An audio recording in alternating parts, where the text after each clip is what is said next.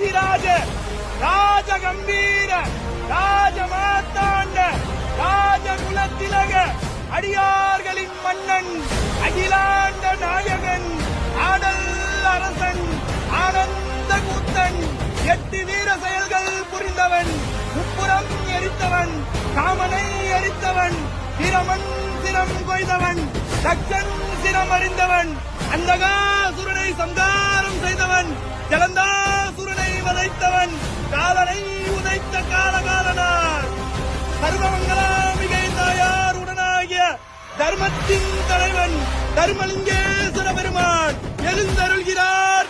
வருகிறார் வருகிறார் வருகிறார்.